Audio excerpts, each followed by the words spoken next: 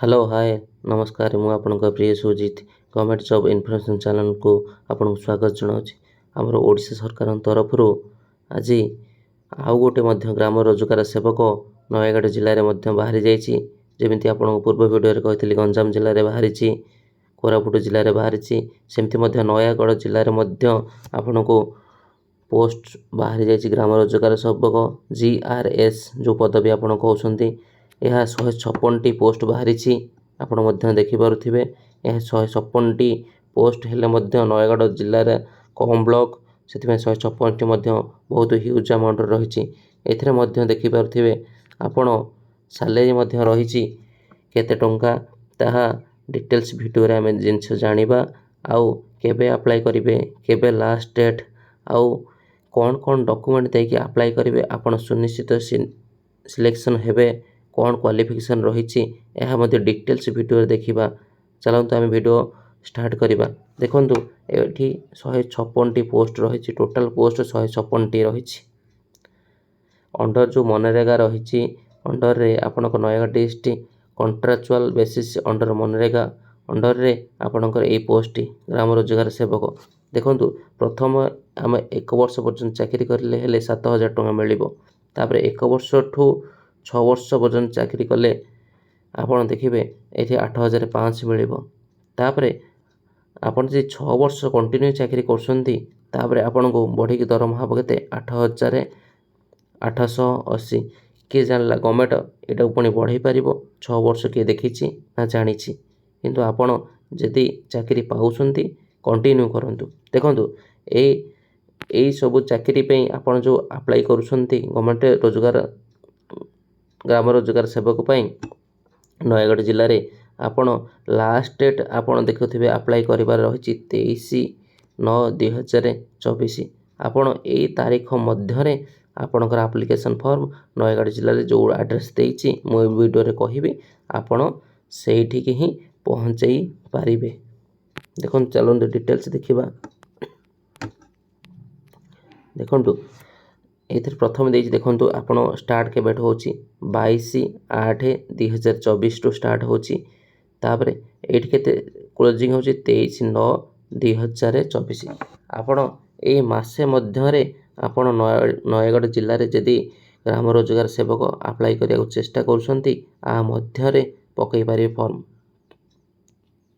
चलतु देखिए कैटेगोरी केते रही आप देखु ये रही 156टी जो पोस्ट रही आप देखु 57टी है यूआर जो 57टी रही यहाँ मेन मानी ओमेन मान रही 29टी SCBC 002टा अच्छी SC रे 19टी रही मेन मान ओमेन मान रही 10टी ST रे सेपरी 26टी मेन मान ओमेन मान 15टी टोटाल रही 102टी मेन मान ओमेन मान 54टी तापर देखिबा PWD कैंडिडेट मान PWD candidate sports person ex service man sports person प्रथम आम देखिबा स्पोर्ट्स पर्सन मेन मान गोटे रही ओमेन मान सेपरी गोटे रही ex service man ex service man मान देखिए 5टी रही PWD कैंडिडेट मान देखिए 2टी रही ओमेन मान गोटे रही सेमती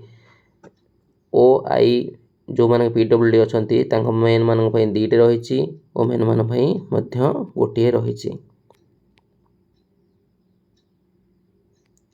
तापर आम एजुकेशन क्वालिफिकेशन डिटेल्स देखा चलतु आपण 10th +2 क्वालिफिकेशन थिबा दरकार विथ कंप्यूटर नॉलेज थिबा दरकार आपण 10th +2 थिबा सहित आप 10th क्लास रे हो कि 7th क्लास रे हो कि आमर स्कूल एंड मास एजुकेशन तरफ ओडिया एग्जाम जो होची से पास करथिबा दरकार आवश्यकता रही तापर देखो कंप्यूटर सर्टिफिकेट एमती कौन गवर्नमेंट इंस्टीट्यूट बा रिकॉग्नाइज इंस्टीट्यूट आपन कोर्स करथिबा दरकार जोटी गवर्नमेंट रिकॉग्नाइज देछि ओ लेवल हो कि PGDC हो BC हो बीटेक हो जहाँ आपन करथिबे ताहा वैलिडिटी थिबा दरकार तापर देखंतु एज लिमिट आमर मध्य सेमती रही एज लिमिट रही 18 ରୁ 40 वर्ष पर्यंत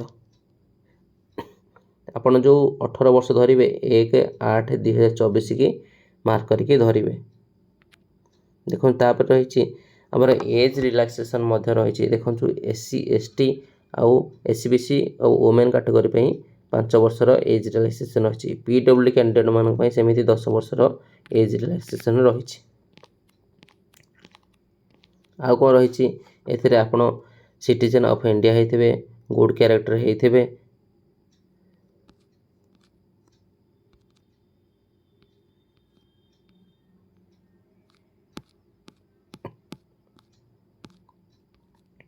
ଦେଖନ୍ତୁ ଆପଣ ଯେଉଁ ଫର୍ମ ଆପ୍ଲାଏ କରିବେ ସେଥିରେ କ'ଣ କ'ଣ ଆଟାଚ୍ କରିବେ, ଦେଖନ୍ତୁ କ'ଣ କ'ଣ ଦେଇକି ପକାଇବେ। ଦେଖନ୍ତୁ ଗୋଟେ ଆପ୍ଲିକେସନ୍ କପି ଆପଣଙ୍କୁ ଲାଷ୍ଟକୁ ଦେଖେଇବେ, ସେଥିରେ ଆପଣ ସେଇଟା ଆଟାଚ୍ କରିବେ, ସେଇଟା ପ୍ରଥମେ ରଖିବେ। ତାପରେ କ'ଣ ରଖିବେ, HSC ସାର୍ଟିଫିକେଟ୍, 10th ସାର୍ଟିଫିକେଟ୍, ତାପରେ +2 ସେଠି ସେଲ୍ଫ ଆଟେଷ୍ଟେଡ୍ ରହିବେ, ଜେରକ୍ସ ଯେଉଁ ଦେବେ ସେଲ୍ଫ ଆଟେଷ୍ଟେଡ୍ ରଖିବେ। ସବମିଟେଡ୍ ବାଇ ମି ଲେଖିବେ, ସବମିଟେଡ୍ ବାଇ ମି ଆପଣଙ୍କ ନାଁ ଯାହା ଫୁଲ୍ ନାଁଟା। ତାପରେ ସେଲ୍ଫ ଆଟେଷ୍ଟେଡ୍ ସାର୍ଟିଫିକେଟ୍ ଇକ୍ୱାଲେଣ୍ଟ ଯେଉଁମାନଙ୍କର 10th କି +2 ସହିତ ଆମର +2 ବୋର୍ଡ଼ରେ କରିନାହାନ୍ତି, ଡିପ୍ଲୋମା କରିଛନ୍ତି, ତାଙ୍କ ସହିତ ଇକ୍ୱାଲେଣ୍ଟ ଯେଉଁ ସାର୍ଟିଫିକେଟ୍ ମିଳିଛି ଗଭର୍ଣ୍ଣମେଣ୍ଟ ତରଫରୁ ସେଇ ଇକ୍ୱାଲେଣ୍ଟ ସାର୍ଟିଫିକେଟ୍ ଆପଣ ଆଟାଚ୍ କରିବେ। ମାନେ ଇକ୍ୱାଲେଣ୍ଟ ସାର୍ଟିଫିକେଟ୍ ମାନେ କ'ଣ, 10th ଆପଣ +2 କରିଛନ୍ତି, ଆପଣ CHSE ବୋର୍ଡ଼ରେ କରିନାହାନ୍ତି, ଡିପ୍ଲୋମା କରିଛନ୍ତି, ଏହା +2 ସହିତ ଇକ୍ୱାଲେଣ୍ଟ, ସେମାନେ ମଧ୍ୟ ପକାଇ ପାରିବେ। ତାପରେ self attested certificate in respect of computer preference, ଯେଉଁ କମ୍ପ୍ୟୁଟର ଆମର ଇନଷ୍ଟିଚ୍ୟୁଟ୍ ଇସ୍ୟୁଡ୍ ବାଇ କରିଛି, ଏଇ ୟୁନିଭର୍ସିଟିରୁ ହେଉ କି ଆମର ଏଇ ଇନଷ୍ଟିଚ୍ୟୁଟ୍ ହେଉ, ଗଭର୍ଣ୍ଣମେଣ୍ଟ ଏଇସବୁ ରେକଗ୍ନାଇଜ୍ ଦେଇଛି। ଆରି ଅଣ୍ଡରରେ ବହୁତ କମ୍ପ୍ୟୁଟର ବ୍ରାଞ୍ଚ ଖୋଲିକି କରୁଛନ୍ତି, ସେମାନେ ଆ ତରଫରୁ ନେଇକି କରୁଥିବେ କମ୍ପ୍ୟୁଟର। ଆପଣ ସେଇ ତାଙ୍କୁ ପଚାରିବେ ଏଇ କମ୍ପ୍ୟୁଟର ସାର୍ଟିଫିକେଟ୍ ଭ୍ୟାଲିଡିଟି କି ନାହିଁ, ତାହା ମଧ୍ୟ ଆଟାଚ୍ କରିକି ପକାଇବେ। ପ୍ରାୟତଃ ବହୁତ କମ୍ପ୍ୟୁଟର ଇନଷ୍ଟିଚ୍ୟୁଟ୍ ନେଇକି କରୁଛନ୍ତି, ଏହା ମଧ୍ୟ ଭ୍ୟାଲିଡିଟି ଆପଣ ଯେଉଁଠି କମ୍ପ୍ୟୁଟର ବି କରିଛନ୍ତି ସେ କମ୍ପ୍ୟୁଟର ସାର୍ଟିଫିକେଟ୍ ଦେବେ। ତାପରେ ସେଥିରେ ସେଲ୍ଫ ଆଟେଷ୍ଟେଡ୍ ଲେଖିବେ, ସବମିଟେଡ୍ ବାଇ ମି ଆପଣଙ୍କର ଯାହା ନା। ତାପରେ ସେଲ୍ଫ ଆଟେଷ୍ଟେଡ୍ ରେସିଡେଣ୍ଟ, ମାସେ ଟାଇମ୍ ଅଛି, ଯାଇ ରେସିଡେଣ୍ଟ କାଢ଼ିନି ସିଏ କାଢ଼ିପାରିବ। କାଷ୍ଟ ସାର୍ଟିଫିକେଟ୍ ସେମିତି ମଧ୍ୟ କାଢ଼ିପାରିବ, ସେଥିରେ ଜେରକ୍ସ କରିକି ପକାଇବା ଆଟାଚ୍ ଦେବେ। ତାପରେ ଯିଏ ଡିଜେବିଲିଟି ପର୍ସନ୍ ଅଛି, ଡିଜେବିଲିଟି ପର୍ସନ୍ ଯିଏ ଅଛି ସିଏ PWD ସାର୍ଟିଫିକେଟ୍ ଦେଇପାରିବେ। ସ୍ପୋର୍ଟସ୍ ପର୍ସନ୍ ଯିଏ ମଧ୍ୟ ଅଛି ଆଉ ଏକ୍ସର୍ଭିସନ୍ ଅଛି ଦେଇପାରିବେ। 1 ରିସେଣ୍ଟ ପାସପୋର୍ଟ ସାଇଜ୍ ଫଟୋ ମଧ୍ୟ ସେଇଠି ଲଗେଇ ପାରିବେ। ତାପରେ କେଉଁଠି ଆଡ୍ରେସ୍ରେ ଆପଣ ପକାଇବେ, ଦେଖନ୍ତୁ ପ୍ରଥମେ ଆପଣ କେଉଁଠି ଦେବେ ଆପ୍ଲିକେସନ୍, ଯେଉଁ ଆନେକ୍ସର 1 ଅଛି, application for the post of Gram Rozgar Sevak GRS of Nayagarh district ହେଲା। ଆଡ୍ରେସ୍ ହେଲା CDO cum EO GP Nayagarh. Registered ଏଇ ଆଡ୍ରେସ୍ରେ ଆପଣ ହିଁ ଦେବେ। ଏଇ ଆଡ୍ରେସ୍ରେ ଦେଲେ ହିଁ ଆପଣଙ୍କର ସ୍ପିଡ୍ ପୋଷ୍ଟ ହେଇପାରିବ। ତାହା ମଧ୍ୟ କେତେ, 29/9/2024 ସୁଦ୍ଧା। ତାପରେ ଆଉ ମଧ୍ୟ କ'ଣ ଅଛି ଦେଖିବା। ଏଥିରେ ଡିଟେଲ୍ସ ତ ମୁଁ କହିହେବନି, ଏ ଭିଡ଼ିଓରେ ବହୁତ ଲେନ୍ଦି ହେଇଯିବ ଭିଡ଼ିଓଟି। ମୁଁ ଆପଣଙ୍କୁ ଡେସ୍କ୍ରିପସନ୍ ବକ୍ସରେ ଏଇ PDFଟି ଦେଇଦେବି, ଆପଣ ଡାଇରେକ୍ଟ ଡାଉନଲୋଡ଼ କରିପାରିବେ। ଆଉ ଚାଲନ୍ତୁ ଦେଖିବା ଆପ୍ଲିକେସନ୍ ଫର୍ମଟି ଦେଖିବା। ଆପ୍ଲିକେସନ୍ ଫର୍ମଟି ଦେଖନ୍ତୁ, ଏଇଠି ଆପଣ କ୍ୟାଣ୍ଡିଡେଟ୍ ନାଁ ଲେଖିଲେ, ବାବାଙ୍କ ନାଁ ଲେଖିଲେ, ପରମାନେଣ୍ଟ ଆଡ୍ରେସ୍ ଲେଖିଲେ, କରେସ୍ପଣ୍ଡେଣ୍ଟ ଆଡ୍ରେସ୍ ଲେଖିଲେ, ଫଟୋ ଏଠି ଲଗାଇଲେ, ତାପରେ ରେଜିଷ୍ଟର୍ଡ ଇମେଲ୍ ID ଦେଲେ, ତାପରେ ଅଲ୍ଟରନେଟ୍ ମୋବାଇଲ୍ ନମ୍ବର ଦେଲେ, ମୋବାଇଲ୍ ନମ୍ବର ଦେବେ, ରେଜିଷ୍ଟର ମୋବାଇଲ୍ ନମ୍ବର। ତାପରେ ଆପଣ କେଉଁ କାଟେଗୋରୀ ଲେଖିଲେ ଏଇଠି, ତାପରେ date of birth, matric certificate ଅନୁସାରେ କ'ଣ ଅଛି ଏଠି ଲେଖିବେ, ଜେଣ୍ଡର ମେଲ୍ ଫିମେଲ୍ ଲେଖିବେ, ନ୍ୟାସନାଲିଟି ଇଣ୍ଡିଆନ୍ ଲେଖିବେ, ତାପରେ ଆଧାର କାର୍ଡ଼ ନମ୍ବର ଲେଖିବେ। ତାପରେ ଆଉ କ'ଣ ଡିଟେଲ୍ସ ରହିଛି ଚାଲନ୍ତୁ ଦେଖିବା। ତାପରେ PWD କ୍ୟାଣ୍ଡିଡେଟ୍ ହେଇଥିଲେ ତାଙ୍କ ସାର୍ଟିଫିକେଟ୍ ପ୍ରଡ୍ୟୁସ୍ କରିବେ, କି ନମ୍ବର ଥିବ ତାଙ୍କର ସବୁ ଏଥିରେ ଦେବେ, କେଉଁ କାଟେଗୋରୀରେ ବିଲଙ୍ଗସ୍ କରୁଛନ୍ତି ଲେଖିବେ। ଆପଣ ଏକ୍ସ ସର୍ଭିସମ୍ୟାନ୍ ହେଇଥିଲେ ଏକ୍ସ ସର୍ଭିସମ୍ୟାନ୍ ପାଇଁ ୟେସ୍ ଲେଖିବେ, ୱିଥ୍ ସାର୍ଟିଫିକେଟ୍ ପ୍ରଡ୍ୟୁସ୍ କରିବେ। ତାପରେ ଯେଉଁମାନେ ନୋ ଲେଖୁଛନ୍ତି ସାର୍ଟିଫିକେଟ୍ ପ୍ରଡ୍ୟୁସ୍ କରିବା ଆବଶ୍ୟକତା ନାହିଁ। ଯଦି ସ୍ପୋର୍ଟସ୍ ପର୍ସନ୍ ହେଇଥିଲେ ୟେସ୍ ଲେଖିବେ, ସାର୍ଟିଫିକେଟ୍ ପ୍ରଡ୍ୟୁସ୍ କରିବେ। ଯଦି ସ୍ପୋର୍ଟସ୍ ପର୍ସନ୍ ନୁହଁ ଆପଣ ନୋ ଲେଖିବେ, କିଛି ସାର୍ଟିଫିକେଟ୍ ପ୍ରଡ୍ୟୁସ୍ କରିବା ଦରକାର ନାହିଁ। ଏଇଠି ସେମିତି 10th ଏଇଠି ଲେଖିବେ, କେଉଁ 10th ଲେଖିବେ, କେଉଁ ବର୍ଷ ଏଜୁକେସନ୍ କ୍ୱାଲିଫିକେସନ୍ 10th ଲେଖିବେ, କେଉଁ ବର୍ଷ ପାସ୍ କରୁଛନ୍ତି ଲେଖିବେ, ଟୋଟାଲ୍ ମାର୍କ କେତେ ଥିଲା ଲେଖିବେ, କେତେ ସିକ୍ୟୁର କରିଛନ୍ତି ଆପଣ, କେତେ ରଖିଛନ୍ତି ମାର୍କ, ତାହା କେତେ ପରସେଣ୍ଟେଜ୍ ରହୁଛି ଲେଖିବେ। ସେମିତି +2 ଲେଖିବେ, ତାପରେ କେଉଁ ମସିହାରେ ପାସ୍ କରୁଛନ୍ତି ଲେଖିବେ, ତାପରେ କେତେ ଟୋଟାଲ୍ +2ରେ ଆପଣଙ୍କ ମାର୍କ ଥିଲା ଲେଖିବେ, ଆଉ ଏଥିରେ ଟୋଟାଲ୍ କେତେ ସିକ୍ୟୁର କରିଛନ୍ତି, କେତେ ରଖିଛନ୍ତି ମାର୍କ ଲେଖିବେ। तापर ये केते परसेंट आसुछि लिखिबे।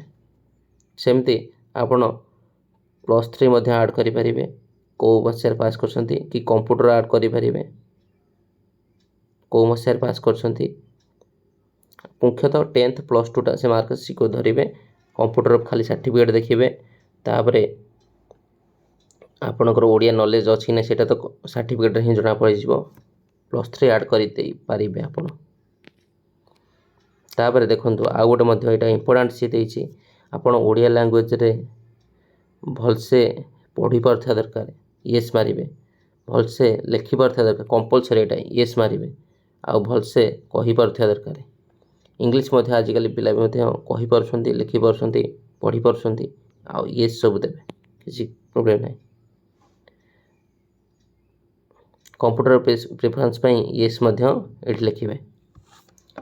धन्यवाद ए वीडियोटी आपण देखिथिबारु आउ मोर ए चैनल को लाइक करंतु सब्सक्राइब करंतु और सांग मान मध्यरे शेयर करंतु जी जानि पारुनी मध्य ताकू पठांतु सी पोस्ट बहुत एमती किछि बाहरी पडुछि आपण जानि पर नांती पढौछि आउ जी जानि पर नांती तांग सांग मान मध्यरे शेयर करंतु। थैंक यू धन्यवाद।